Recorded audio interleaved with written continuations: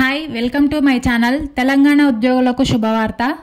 ఉద్యోగులకు డిఏ 3.64% పెంపు. ప్రముఖ దినపత్రికలో చూసుకున్నట్టయితే ఈ వార్త గురించి మనం ఇప్పుడు తెలుసుకుందాము.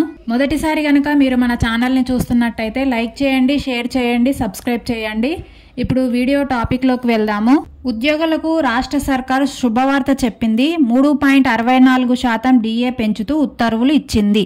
పెంచిన డిఏ 2023 జనవరి 1 నుంచి వర్తిస్తుందని ఉత్తర్వుల్లో పేర్కొంది. పెంచిన డిఏను 2025 జూన్ నెల జీతంతో కలిపి జూలైలో చెల్లిస్తారు. ఈ తాజా డిఏ పెంపుతో ప్రతి నెల సగటున ప్రభుత్వ ఖజానాపై 200 కోట్లు, ఏడాదికి సుమారు 2400 కోట్ల రూపాయల అదనపు భారం పడనుంది. 2020 రివైజ్డ్ పే స్కేల్స్ లో జీతం పొందుతున్న ప్రభుత్వ ఉద్యోగులకు డియర్నెస్ అలవెన్స్ బేసిక్ పేలో 26.39% నుండి 30.3%కి పెంచారు. ఈ డిఏ పెంపు జిల్లా పరిషత్లు, మండల పరిషత్లు, గ్రామ పంచాయతీలు, మున్సిపాలిటీలు, మున్సిపల్ కార్పొరేషన్లు, వ్యవసాయ మార్కెట్ కమిటీలు, జిల్లా గ్రంథాలయ సంస్థలు, వర్క్ చార్జ్డ్ ఎస్టాబ్లిష్మెంట్ ఉద్యోగులకు కూడా వర్తిస్తుంది. ఎయిడెడ్ సంస్థలు అంటే పాలిటెక్నిక్లతో సహా యూనివర్సిటీలలోని అన్ని టీచింగ్, నాన్ టీచింగ్ సిబ్బందికి కూడా అందనుంది. ఇందులో ఒక డిఏ తక్షణమే ఇస్తున్నట్లు తెలిపారు. రెండో డిఏను మాత్రం 6 నెలల్లో చెల్లిస్తామని ప్రభుత్వంలోని మంత్రులు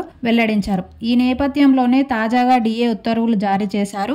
జీవో ప్రకారం 2023 జనవరి 1 నుంచి 2025 మే 31 వరకు ఉన్న డిఏ బకాయిలను ఉద్యోగుల జనరల్ ప్రావిడెంట్ ఫండ్ ఖాతాలకు జమ చేస్తారు. 2025 అక్టోబర్ 31 లోపు పదవీ విరమణ చేసే ఉద్యోగులకు మాత్రం డిఏ బకాయిలను 28 సమాన నెలవారీ వాయిదాలలో చెల్లిస్తారు.